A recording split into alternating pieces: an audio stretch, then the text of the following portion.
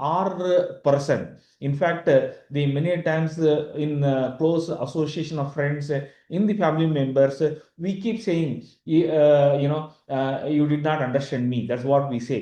But here, the first point of our session is the understanding the change in the economy. That is what is the very important. So the understanding the change, that to social science, in that again the economics.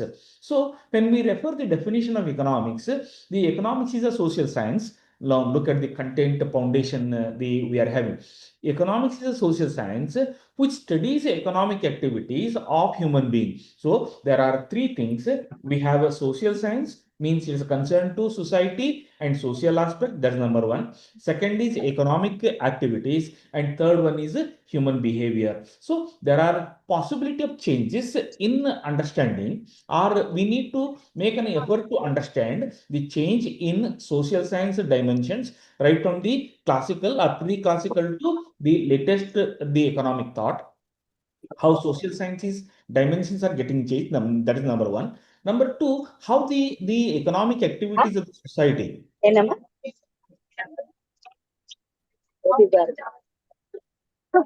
ಯಾರಿಗೂ ಬಿಡ್ತಾ ಇಲ್ಲ ತಗ, ಅದೊಂದು ಮಗು ಚಿಕ್ಕದಂತ ಒಂದು 4 ಗಂಟೆ ಪರವಾಗಿಲ್ಲ.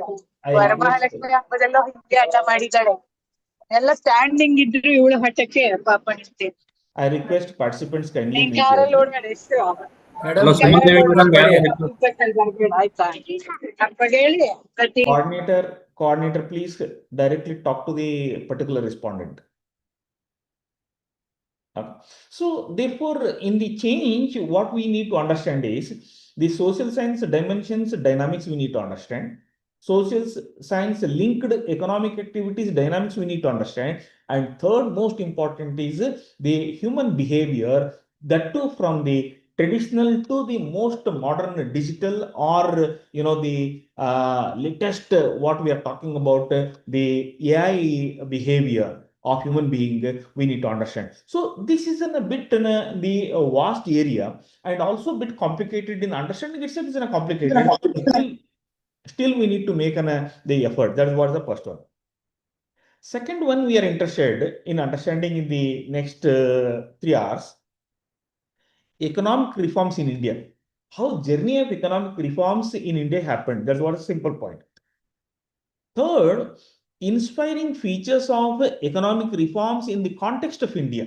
That's very important. How economic reforms initiated by central government, state government, and local governments, or all state governments in association with the public, private, and public-private partnership, what we call PPP model, how this the impact has happened in the context of social science, in the context of economic activities, and in the context of human behavior. And then also we are talking about the sustainability and environment. I start my session before going to my slide, the putting my all pranamam to Janmabhoomi, Matrubhumi, because the Matrubhumi has given an opportunity to stay on this earth, and the Matrubhumi has given the Vayu, Jal, and other oxygen and everything. Therefore, we are able to live. And in case Matrubhumi is not well, our environment is not well, sustainability we are not able to take care, then our future generation, probably our children, our grandchildren, grandchildren will have a lot of difficulties.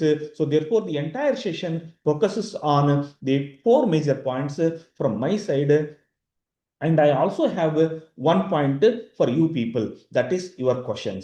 I request, I am not big expert in the domain area, but still we are co-learners. And I repeat the statement, quote and unquote, Basavaraj, that is, Yanaginta Kiriyarilla, Shivasharnariginta Hiriyarilla, Annuva. I am the youngest learner of this class, and we learn together, and we'll go together, and we'll contribute together to the nation. So therefore, keeping this note of quote of Basavaraj, and I request anyone you can, you have a smallest doubt in your the mind, thought and the thought process, and in critical thought, you can interact with me and we'll understand together and we'll learn together, we build the nation. So these are the 5 points. The whole sessions are flowing and understanding the change, economic reforms in India, inspiring features of economic reforms, sustainability and environment, and your questions. I'm humbly waiting. That's what. So I welcome you people for the session, and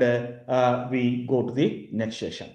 The objectives of the session, I think I have already said. The economy and economic reforms we need to understand in a critical way, because economy is existing. Therefore, I need to understand economy, and therefore I have to link the reforms related to economy to my economy or my social society or my Indian civilized society or uncivilized society, or any other segmentation between civilized to uncivilized. Whatever that gap is there, we need to treat and they take them together with those people also for sustainable development. Reforms and impact also is a very important point. I think we'll discuss that one. Sustainability and environment, I think already have taken the reference, but what I'm talking further in the objective of the session is equity and justice of the environment is a very, very concern. I think many people are quite aware sustainable development goals, and also the environmental equity and justice is an issue of the today. See, somebody is getting the greater share into the environmental benefit, somebody is getting smaller cake in the equity and justice of environment, but somebody is more damaging, somebody is less damaging, but the everybody is getting the same treatment, because the oxygen, air, water, pollution, whatever it is done by one person or greater level or smaller level, that impact will be same for everybody. So therefore, the point is we need to understand equity and justice in the context of the economic reforms. That is what we are interested in today's session. Now, concept of understanding of paradigm. Okay, now please understand. Let us keep the word economic reforms in silent mode like mobile. Okay, we'll try to concentrate only word called paradigm. What is paradigm? Paradigm is significant shift in policies. Paradigm is significant. That's what is its meaning. Okay, see, the paradigm of economic reforms in India refers to the significant shift in policies. Significant shift in policies. That means we'll see what is a policy we mean. Okay, so significant shift in policies aimed at transforming aimed at transforming India's economy from closed regulated system to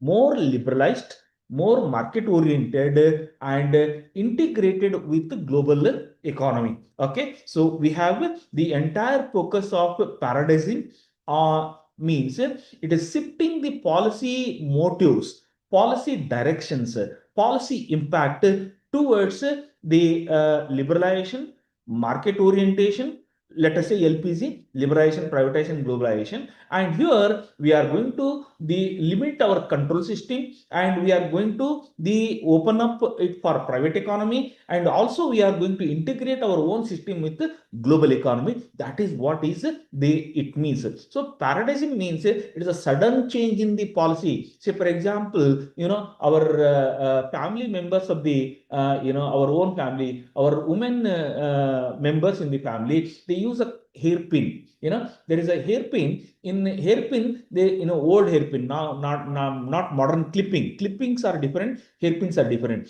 Hairpin is on a sudden curve. It is not on a broad U-shaped curve. It is a sudden bending curve, and that is what is a sudden shift, significant shift in policy direction, aiming at transforming the Indian economy from closed regulated to the LPG under concept, that is a privatization, liberalization, and globalization. That is what we call the LPG. Now, keeping that one in mind, see, we have an economy. Please understand, we have an economy, we have a policy. Now, the policy orientation. Okay, yesterday is different, today is different. Yesterday is aimed at. Yesterday means previous years.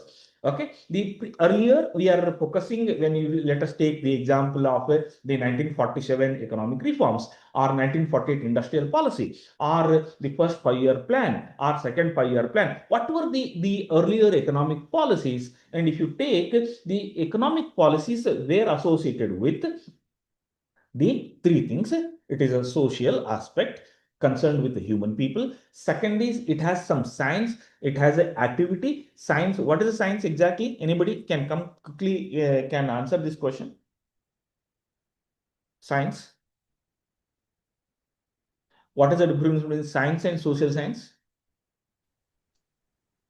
Can we make this class more interactive? So science is where experiments can be conducted, but here we cannot do exact experiments and get the results. It is based on human behavior. Okay, one opinion. Thank you very much. Anybody? Anybody? One more bit more closer answer to the science and the social science. For science, cause and consequences related, sir. Okay. Social science also cause and consequence are related.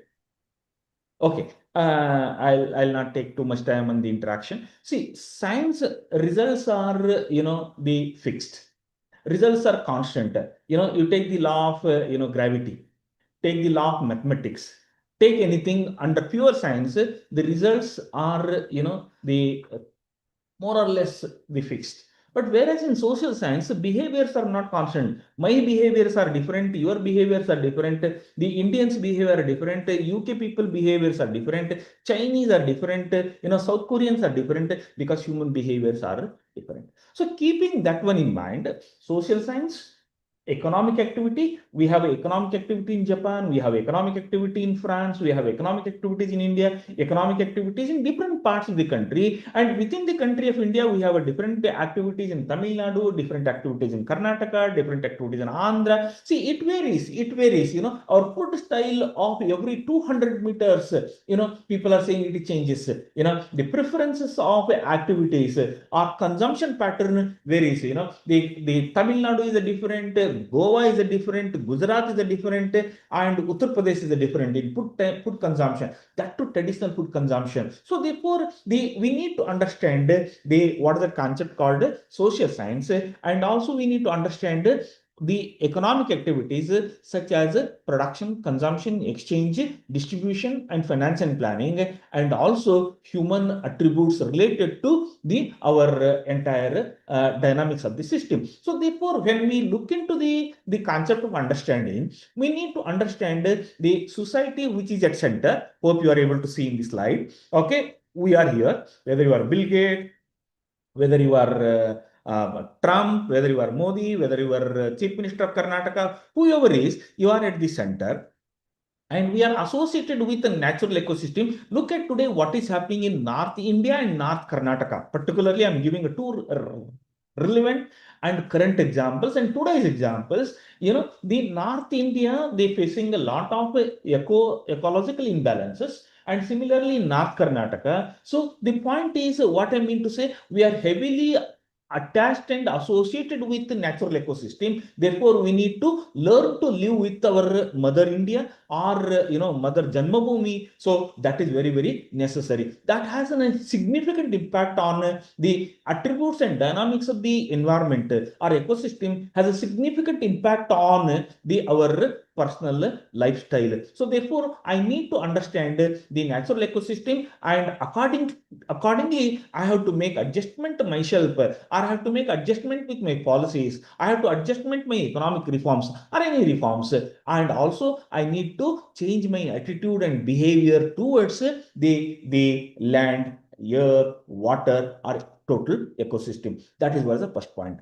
Coming to the second socio-cultural points, there are so many attributes under social and cultural attributes. The way we behave, way we greet, way we celebrate the festival, way we follow the food culture. The food culture in Tamil Nadu is a different, food culture in Mysore is a different, food culture in Bangalore is a different, food culture in Davangere is a different, food culture in Belgaum is a different, food culture in Bidar is a different, food culture in UP is a different, food culture in Himachal Pradesh is a different. So therefore, the socio-economic cultural parameters are very dynamic in nature. Accordingly, we need to make the policies and reforms and keeping in mind, the well-being of the society, and society is at center. So therefore, my well-being is associated with the social parameters and cultural parameters. I'll give one right now quick example. In the media of Karnataka, there is a debate is going on about the Chamundeshwari, the Dasara Utsava Karikram. There are social aspects and cultural aspects, and how that is whether it is disturbing the entire well-being of the society or happiness of the society and wellness of the society. That is, we as a teachers of economics or we as a teachers of academics, we need to understand and we have to guide the society. We need to guide the society. So therefore, socio-cultural parameters are very, very significant, and we need to drive the entire society. And also they play a very significant role in our the well-being and happiness, and also the total wellness of the society. Then coming to the social, we have seen, cultural we have seen, but most closely associated with society, socio and the ecosystem is our political and legal system. So when we come to the political and legal system, we have a central government, we have a state government, and we have local government, and all these three tiers of the government have directly linked with the society. And in fact, in India, we have a democratic government elected by people of the society. They are not being nominated, they are not being self-declared directors or the dictators like the in other countries. But in our country, we choose our representatives, and representative choose our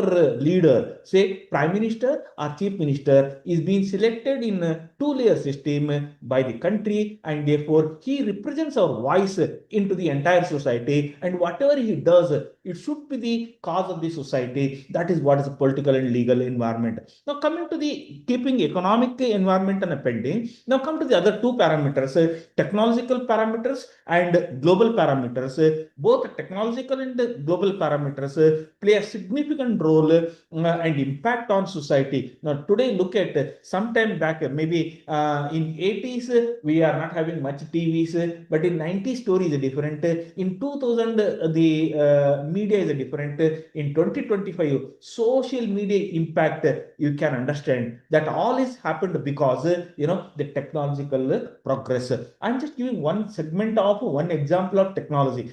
What happened in ISRO and the space technology, what happened in agricultural technology, what happened in industrial technology, what happened in service technology. In Bangalore today, we have a driverless metro car of yellow line. Okay, so the point what I mean to say, technology has significant impact on the social behavior and human behavior. In modern today or in modern times today, we are keeping one hand reserved for mobile, one hand reserved for mobile. So that means in such quantum, such a significant level, we are attached with technological the aspect, and more so the today in the 21st century, the first 10 years, the AI and AI agents are making a significant impact on the human life.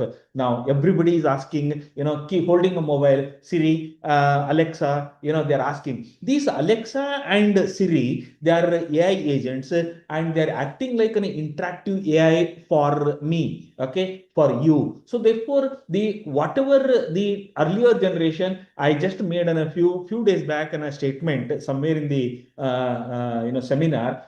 What I made a statement was, the earlier our group behavior of watching TV, all family members come together, they used to watch one channel. But today, all our individuals at our home, we hold individual mobile, TV watches us in a blank screen. So that is what a change as influencing human behavior. So therefore, that is what is the activity. We have to understand the impact of the technology on human behavior.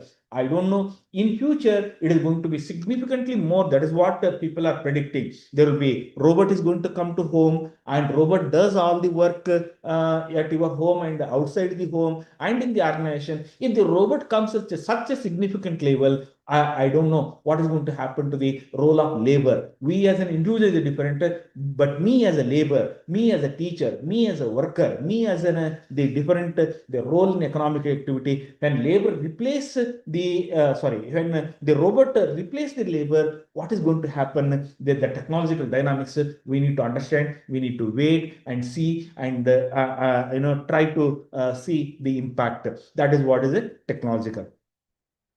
Coming to the global environment, I think the yesterday's the big debate on media is talking about Trump, Russia, and China and India. These are the four major countries, including Japan also. Now, the maybe around 10 to 15 countries, you can say take G7 countries, or you can take G21 countries, or whatever it is. This around 30 countries, they play a significant role in the economic behavior of the whole world. Now, say for example, the basmati rice produced in North India get exported to the different parts of the country, more so in America. Now, because of the Trump, the tariff policy, now that is under stake. Okay, and many items we import and we export. Therefore, the impact of global environment, global trade, global policy, global reforms have the impact on our society. The 80% of hardwares comes from China. So therefore, the point what I mean to say is the global environment, technological environment, socio-cultural environment, political environment, and not what I mean to say is the more significantly, we cannot ignore the ecosystem. You may be very good in technology, you may be very good in global, you may be very good in socio, political, etc., etc. If the mother land, the Janmabhoomi is not with you, then you cannot sustain and survive. So therefore, economic ecosystem is very significantly important with society. Keeping all these, the ecosystem, okay, are attributes, the ecosystem, technological, global, socio-cultural, political and legal, we have to enter into the economic environment of the society. So economic environment of the society, before going into the economic environment of the society, let us understand what is India. The India is, 5,000-year-old ancient civilization. There are many civilizations in the past. We have seen Greek civilization, we have seen different civilization, but Indian civilization or Indian the society is roughly around 5,000 old ancient civilization. And in this India, as on today, we have 28 states and 8 union territories. We are the 7th largest country in the world by area and second largest population by the 2011 population. By 2025 population, we are the largest manufacturer of the human being in the world. And that is what we are the largest, the populated country. Okay, population is 1.4, but in old data it is now increased, and literacy rate is on average men and women together 74.5%, and we have a biggest pool of scientists and engineers in the world, including IT, BT, and space. And ISRO has made its name. India made its name in the space technology. The India made its name in the biotechnology. India made its name in the IT, and many global IT platforms are headed by Indian software and Indian people. Now look at Sundar Pichai, Google, the owner, the CEO belongs to India. That is what is the proudness of the India. So keeping this background, we need to understand what is the global population in 17 and in 17. In 17, now look at please. I have clubbed all the other nations, it is coming around 63.6% of population. Only China and India is contributing, only two nations are contributing 36.4%. That means these two countries, these two countries are significantly driving production and consumption activities. We are not interested in population. We are interested in the economic behavior of the population. When we see economic behavior of population, the economic behavior of populations are highly connected with the dynamics, that is the production dynamics and consumption dynamics. Both production dynamics and consumption dynamics of entire world dominated by two countries by almost all 36%. Almost all the, look at the ratio. Look at the ratio. So that means two-third population lives in the rest of the world, one-third population lives in the India and China. Now, what happened? This is a 2017 population. What happened in 2021? Then in 2021, now look at even ratio more or less remains same. Ratio remains more or less same. That is slightly decreased. It is a 36.4 and it is a 36.29%. But the significant impact is all people, whether it is Indian or outside India, all we people love our stomach. We love our stomach. Just imagine, close your eye for a second. Assume that you do not have a stomach. Assume second, you do not have a stomach. Once there is no concept of stomach, then there is no desire. If there is no desire, then there is no wish. If there is no wish, then there is no demand. If there is no demand, then there is no production. So everything is rooted. Everything is rooted. The point called, that is what the concept of loving our wish, that is what is stomach. India is driven. India is driven. What is that? India is driven. India is driven by the word called, what is that? Just a minute. What is called by the demand. So India driven by demand. The almost all, if you look at the latest population figures, 18.3% of the total demand of the world lies in the India. Why Trump is so much interested in Indian economy? Why rest of the G7 countries and the other countries except China is interested in India? Because even if you take in the China demography, the characteristics and India demographic characteristics, the China and India are altogether different. China is going back again the population promotion policy and population promotion policy, and the India is still not into the position of the higher growth of population policy. Still we are controlling or maintaining the status quo policy. That is what is an impact we are able to understand. Once Swami Vivekananda, I quote and unquote Swami Vivekananda, the men and women of the earth, I repeat, the men and women of the earth starts walking. First comes the stomach, then comes the head. It takes years together to head come first. So when we start walking first, our stomach leads our economic activities, our consumption, our production, all these are the activities will driven by the economy. So therefore, the population significantly matters in the global ecosystem. That is what is a parameter here. Now look at, quite interestingly, in the next 4 to 5 years or 6 years, okay, by 2030, India is going to have as I said already, we are now largest population, highly populated country in the world. And in case we don't address the population related dynamics, or stomach requirement, or wish requirement of the society, or requirement of the society, maybe physical infrastructure, social infrastructure, and other infrastructure, if you do not take care, the people come to Bangalore from different parts of country and different parts of the world. Like one example I have given, train. The train driver may not be able to see even track. That is a quantum of pressure will be there on existing infrastructure. So therefore, there is a need to change our infrastructure policy. There is a need to change our agricultural policy. There is a need to change our industrial policy. There is a need to change our IT policy. There is a need to change our digital policy. There is a huge requirement of change of our policy and reforms. Policy, once you change from one point to another point, between the 2 points of policy of 1948 to 1956 industrial policy, whatever the change happened, that is called reform. That is called reform. May I ask, take a little, pause and ask a question. What is a categorical difference between policy and reforms? Anybody, quickly. quickly. What is the difference between policy and reforms?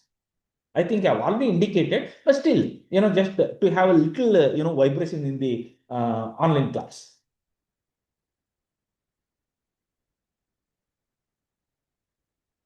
Anybody can unmute and can respond. If you say no, you sir, continue, I'll continue.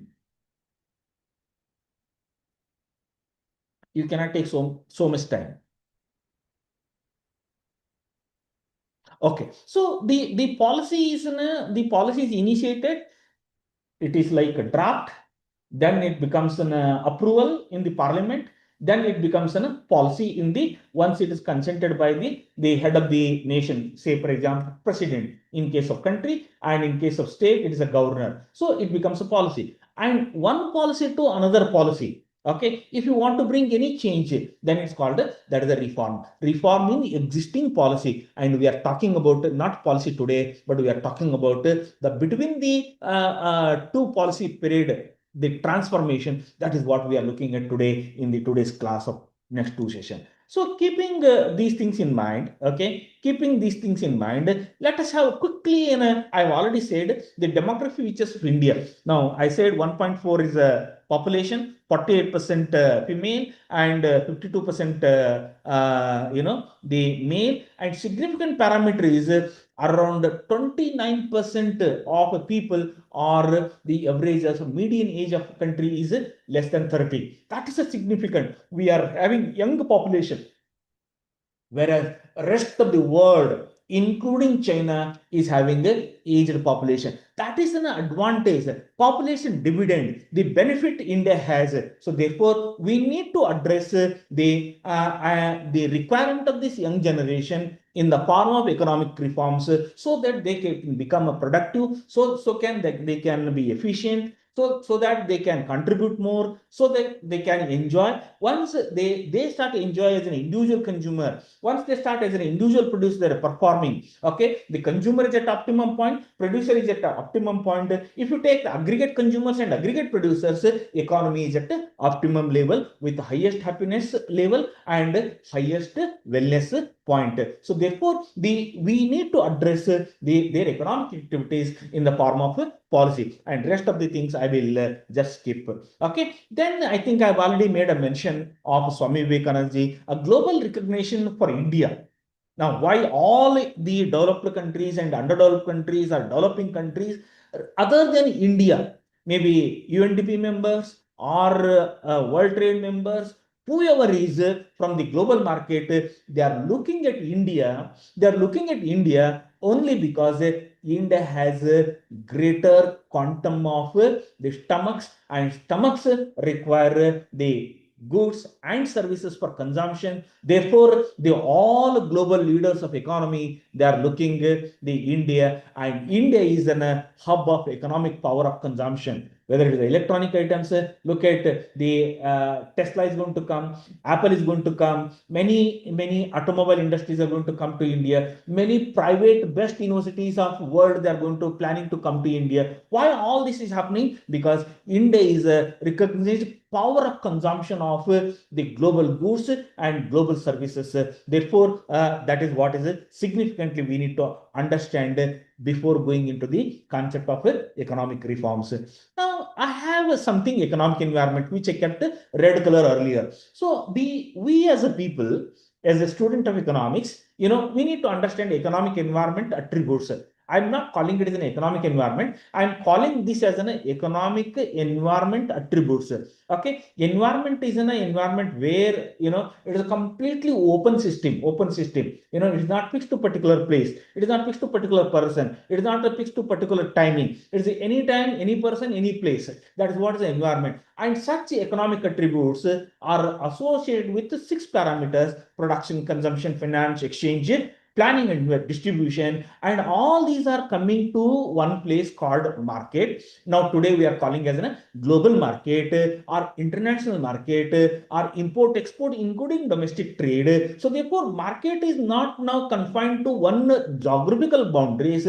In fact, Amazon, Flipkart are so user friendly. The Amazon is not from India, but Amazon is reaching even rural segment today. The people in rural India, they are booking the products in their places and they are getting global product, maybe from abroad, maybe from anywhere, rest of the world or anywhere in the world. That is what is market today. And in this market, in global market, we have producers from small to big, small to big. Now let us take the example of car manufacturers in India. In India, today, look at car consumption pattern in India, including I don't know the major participants' geographical location.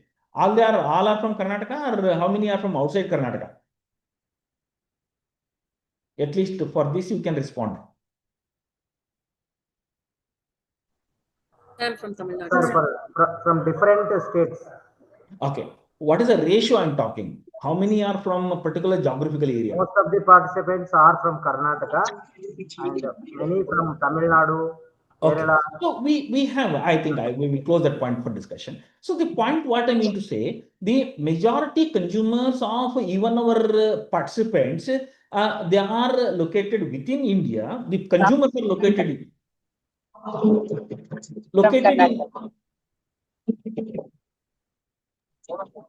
Kindly unmute quickly so that we can continue the session.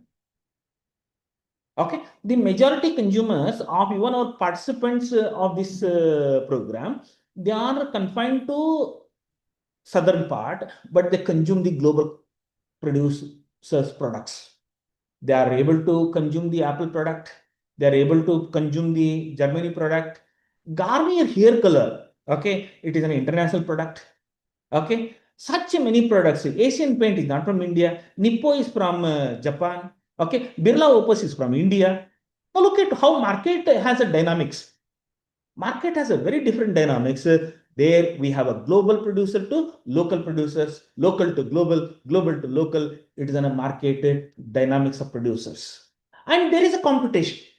There is a efficiency issue. There is a productivity issues where the QT comes, decision-making process comes, statistics comes, econometrics comes. So therefore, we need to understand the whole behavior of market mechanism in the context of producers, in the context of consumers, in the context of market agents. Say, for example, in the international economics, we have import, export, and transport, intra-transport, intra-trade concept. In intra-trade concept, the producer or buyer will buy from one country and he belongs to third country and export another country. It is not, the brought and consumed. He purchase and direct for another country. Therefore, he act as an agent in the market. And along with the producer and consumer and market agents, we have one more significant agency which has a significant impact today on human behavior. That is a government, central government, state government, and local government in the context of India. In case of China, it is a different market structure. But as far as India is concerned, it is central government, state government, and local government. Now coming to the, I think I've already said, now look at this central government and this state government and union territories, urban local bodies, rural local bodies, and within that again there are different segments which I don't want to go such a elementary level. Okay, but I have from segment of population, human behavior, I am entering into the economy now. Now, if you see Indian economy as a learner, as a teacher of economics, as a student of economics, you are able to see various layers of the sectors of the economy in India. We have broadly three significant sectors or categories of sectors. Number one is one sector based on the activities of people perform. It is related to the people only. Please understand, we are all linked with human behavior. Ultimate, all economic activities are linked with human wellness, human happiness only. Therefore, the based of economic activities of the people, we are having one classification. Second is based on the working conditions. Okay. And third one is based on the asset ownership. So based on the first activities, we have primary, secondary, tertiary, three traditional sectors.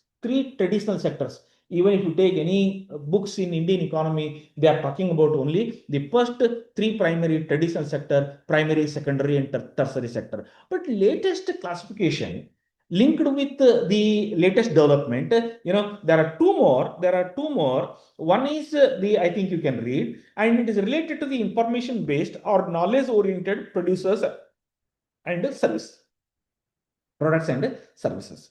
Culinary sector, high level decisions are made by the top level executives in government, industry, and various sectors of the economy, whether it's the private sector or public sector, organized sector, unorganized sector, whatever it is.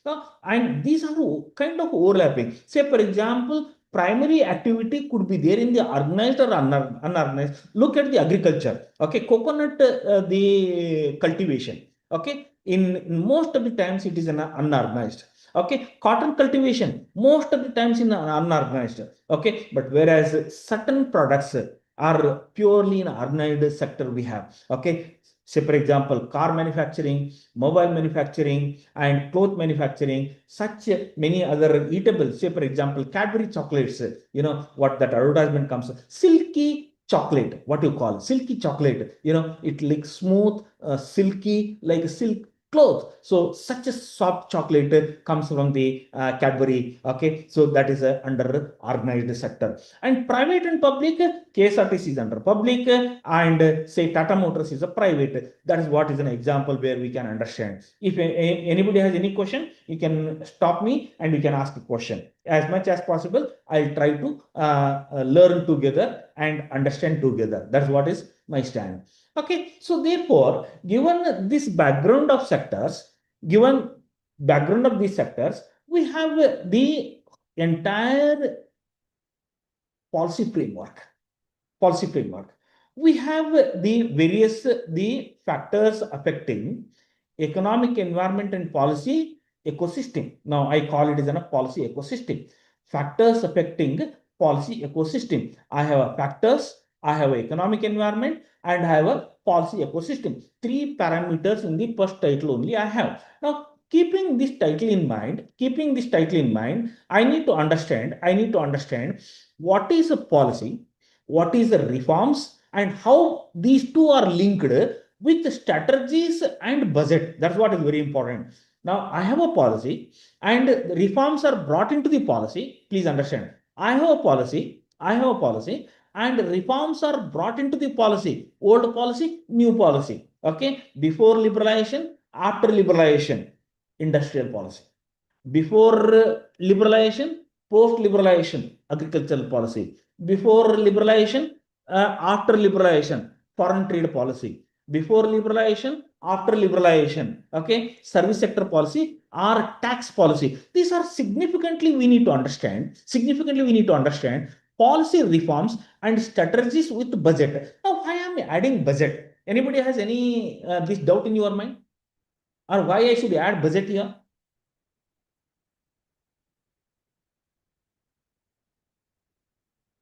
Okay, so therefore, I think we should get at least some response from out of around 55 people are there. If I remove the resource person or one or two. Sir, for allocating the resources, sir, budget is required for proper planning. The budget, that's all is okay. But why I'm linking that one with the policy reforms? Because only then you can bring in changes which are necessary If I for the growth. Yeah, please. I'll just. Policy reforms are reflected in budget, sir. Okay. See, unless until you bring a change in policy from old policy to new policy, you cannot make a budget allocation. You need to bring in a budget allocation reforms also. Without budget allocation reforms, say for example, in fiscal policy, we have the four functions. Number one is allocation, distribution, and growth and stability. So for this fiscal policy reforms, I need to have budget linked parameters, then only I can bring the policy. Say, for example, the 1948 industrial policy, 1991 industrial policy. 1948 industrial policy is talking about too much concentration of the budget for public sector, but whereas 1991 industrial policy was talking about too much liberalized approach of budget for the private sector. Now that is what is the policy reforms linked with the strategies with the budget. That is what is the first point. Now coming to the second is the growth profile of the economy of India. Now I have the two components there. Number one is macro and second one is sectoral. Macro means what and sectoral means what? That will have little understanding bit later. Now coming to the third component is infrastructure support for the country. We need anything you want to perform, say to produce anything, to consume anything, you need infrastructure support. So therefore infrastructure, what we require is the physical infrastructure we require, and also we require social infrastructure. Why you require social infrastructure for the economic activities? Why you require social infrastructure for economic activities? What is social infrastructure? How it is significantly linked with the paradigm of economic environment in India? How that is linked with reforms? Say for example, anybody want to answer?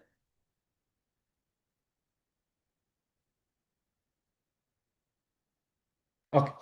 So significantly, now look at the human labor quality characteristics. I'm using very particular words. The quality characteristics of Japanese workers and in comparison with Indian workers, it is been attributed to the education. It is been attributed to their common sense. It is been attributed to the civic sense. So education, civic sense, common sense. The country which has more civic sense, more common sense, and more quality education, that country has had more prosperity compared to any other country. So the point what I mean to say, it is very simple. The infrastructure, whether it is a social or physical, is very necessary for the economic environment for better reforms. That's a point. Then coming to the institutional system and regulatory framework, it is significantly play an important role. Without policy framework, without regulatory framework, we have a Supreme Court, we have a High Court, we have a Magistrate Court, we have local court, we have a court at Tahsildar office, we have court at DC office. That is what is called administrative courts. So many regulatory system framework we have. In case of LIC, we have insurance, the regulatory authorities. We have telecom regulatory authorities. We have government governance regulatory system. So many institutional system and regulatory framework which is guiding and shaping the human behavior, social human behavior for the cause of well-being. In that direction, we are initiated economic reforms or social reforms, both social and economic reforms. Social reforms may be in a broad set, and it is be changing as time and place changes, but economic behaviors are strictly governed by the government organization and our public agency that will drive the reforms for the entire society. Okay, so any questions? Okay, now coming to Indian economy. Now we are entering into the core component of our topic. Indian economy, I think you can see the parameters. Population, I think I've discussed. We are second largest consumer base. The fifth was earlier, today is fourth. Okay, and we are planning to enter into the third. And GDP is of, I put the data of 2024. Okay, GDP per capita, $2,612 STI. Now, look, this is a very concern. We are those fourth largest economy by GDP, but the human development report indices is not so impressive. We are at 132 rank out of 191, which is a concern, which is very much requires a thought provoking. Therefore, we need to understand. GDP share in sector: agriculture 17.7, industry 27.6, and service sector almost all the 55. Now, this what is the ratio of income generation. Now, this clearly indicates the Gini coefficient variation. Okay, or income inequality issues in the society. Some are more rich, some are rich, some are not rich, some are poor. I'm using very particular words. I would have simply said income is not equal. But within the rich, there are categories. Within the poor, there are categories. What is a medicine for this? Can we impose more tax and collect that tax and give it to the people? Is that solution? If that is the case, why Government of India is reducing the income tax slabs? If that is the case, then why the Government of India, Prime Minister on 15th August of this month has declared GST will be substantially modified? What is the thought behind it? We need to understand. So, keeping that point in mind, now understand the total aggregate employment share of different sectors. Keep in mind income and keep in mind employment. 42.6% people of the entire society of India, of working population, they work in agriculture, but they get income less than 20% in the income. Labor share is 43. Income share is 18%. Look at the deviation. Look at the industry, more or less common, 27, 25. But look at service sector. Ola, Rapido, some recent startup have earned their significant paramount of money because of their intellectual, critical, thought process, mind mapping application.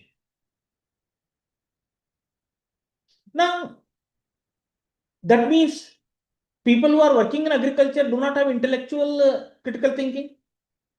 That is a question raised, where we need to raise a question. Okay, but anyway, that is in the area to answer, area for research.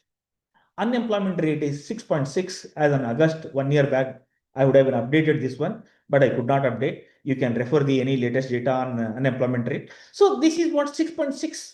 Even now also, there is an issue of unemployment. And economic prosperity, moving India from fifth place to fourth place to third place, it's putting in a huge demand for infrastructure.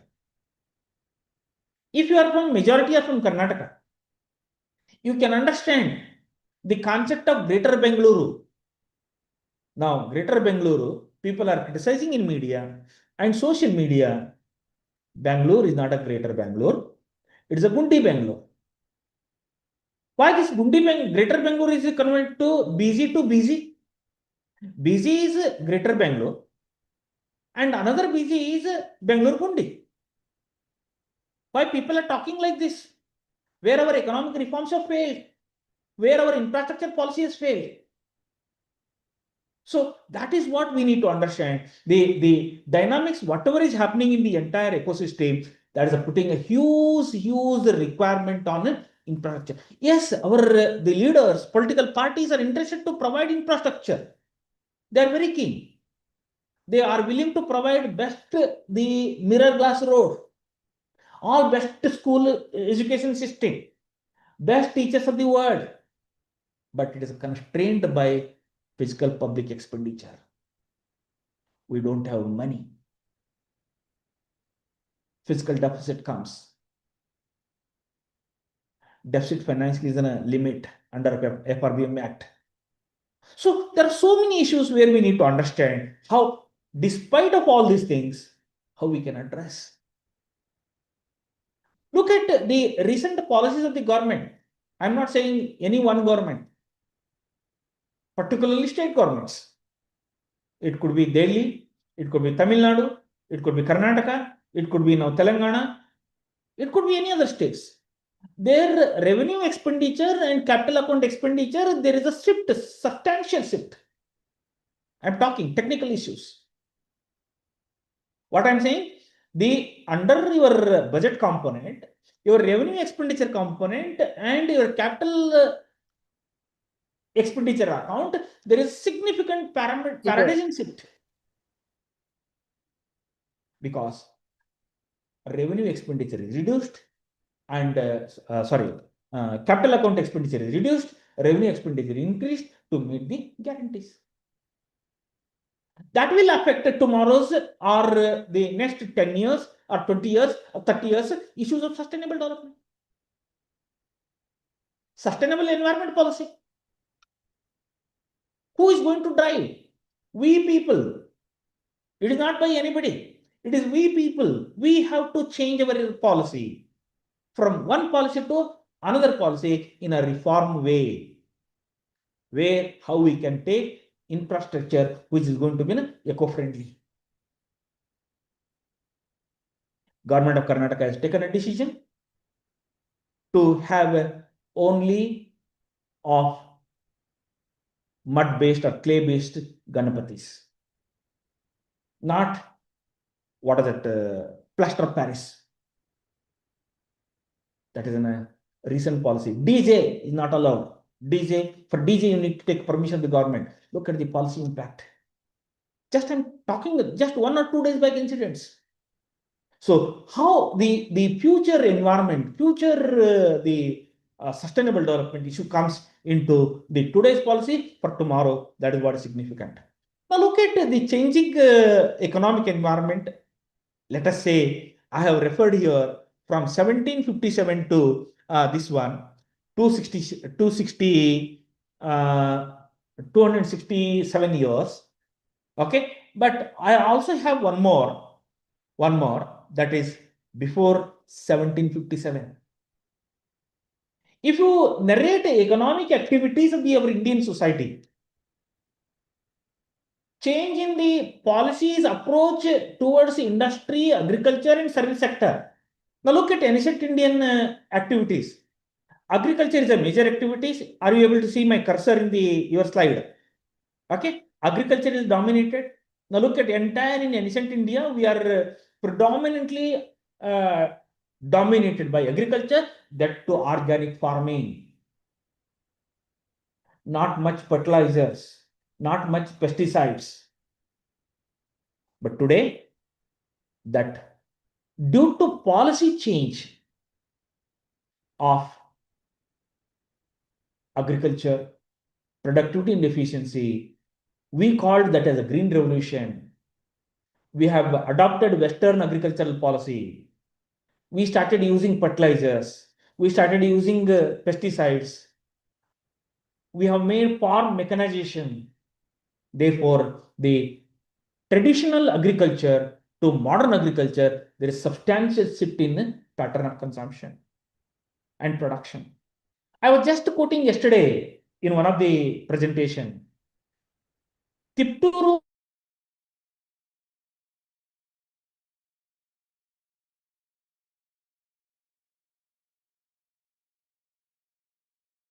disconnected. Okay, that's what we are looking at. The ancient India, they predominantly dominated by organic farming, and after so many decades, so many. Yes, sir. Hello. Yes, sir. Yes. Okay. So this is what is the PLQ. It is the issue that was assisting. Okay. Then 1991 to 2025. Let us take up to 25th August.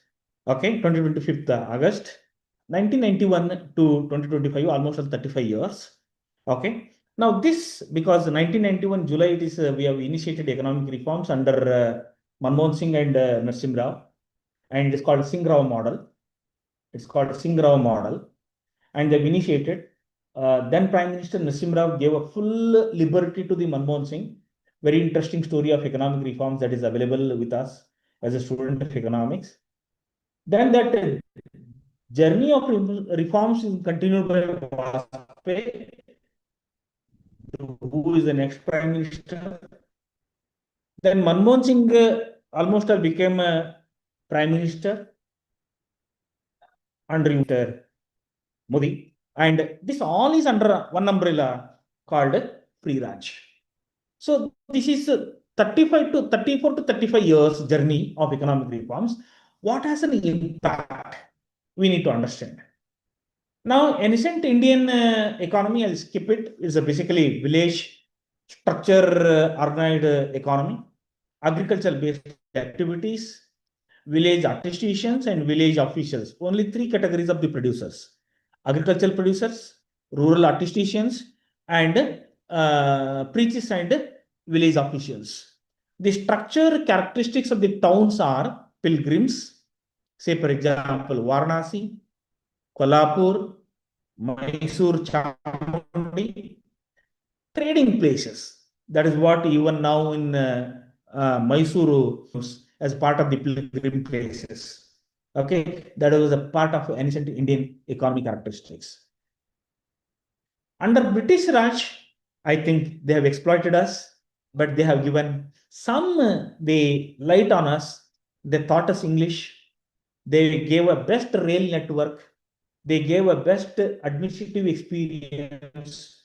They gave a best postal service and some hindrance also. But everything has plus and minus. Unfortunately, in this case, we have more minus, small plus, but part of life. Then coming to the some positives, as I mentioned, education system adopted by some are criticizing British education was not good. Some are saying our Indian ancient Indian education system was very good. Now it is in a debate.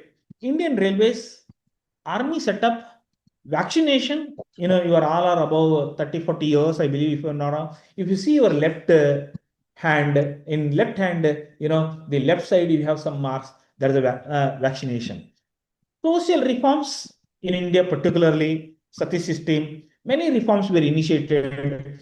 Indian census, it could be population census or any census. It has been census 2021 is awaiting. Up to we have a 2011 census we have, and surveying India, economic survey, social survey, it is gonna be established by British people.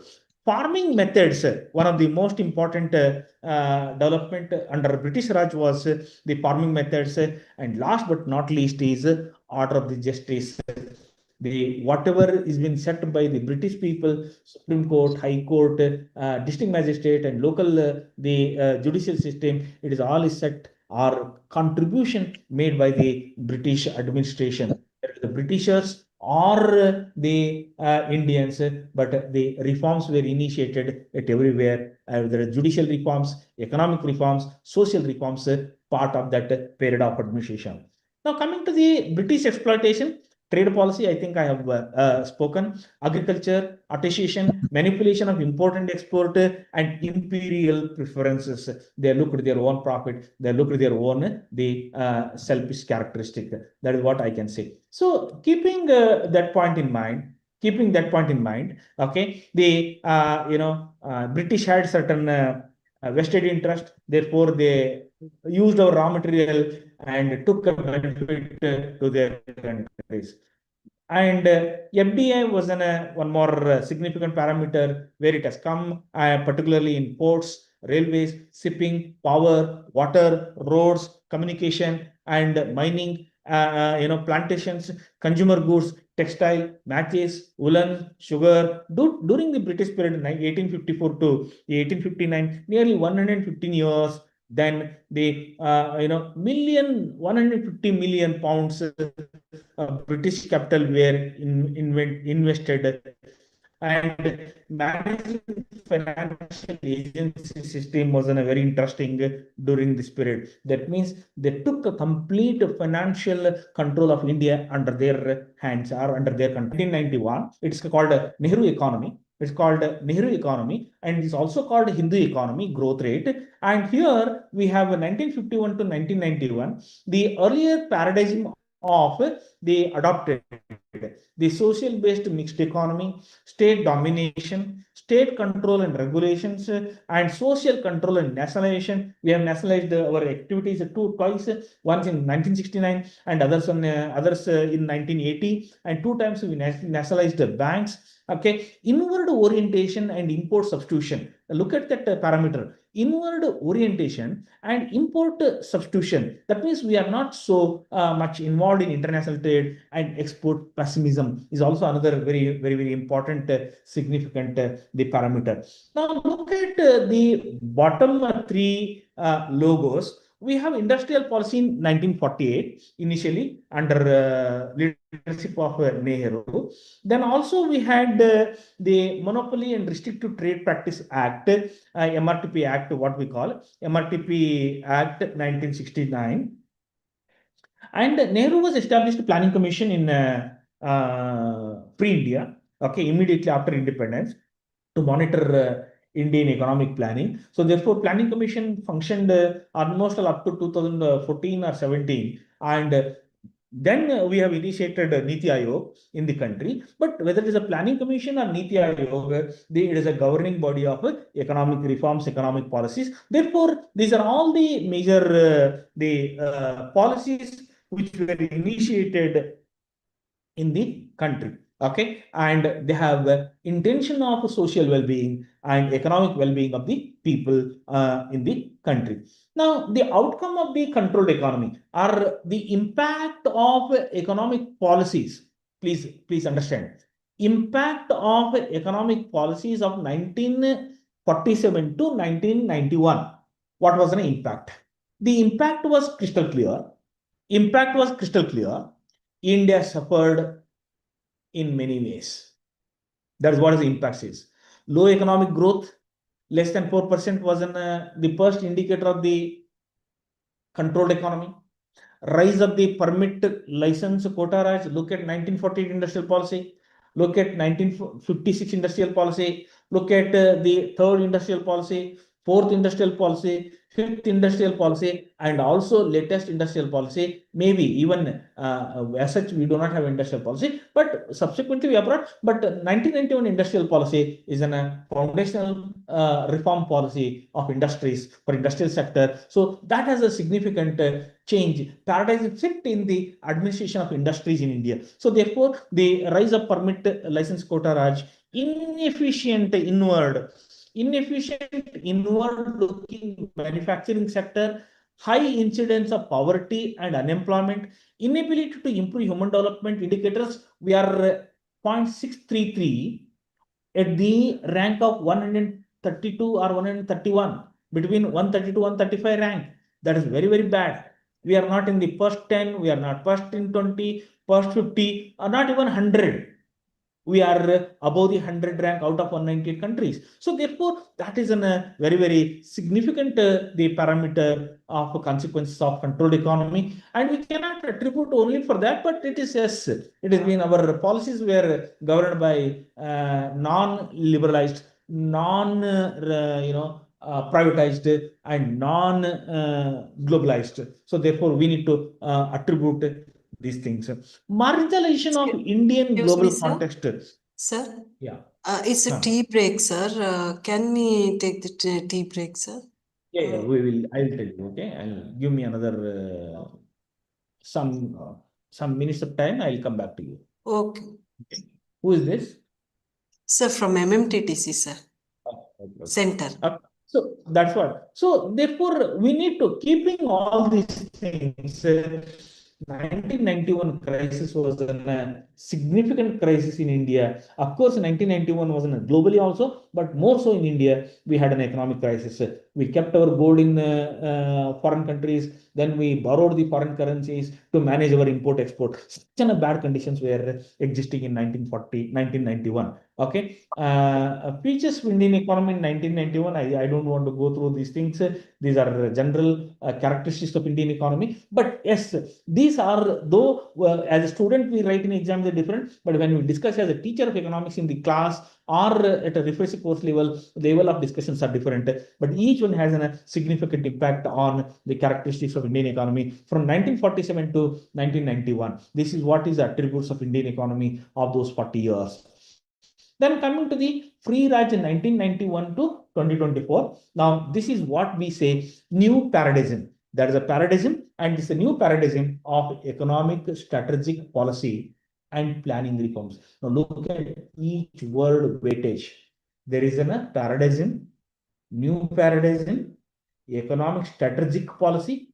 Okay. I just have wish to close my presentation.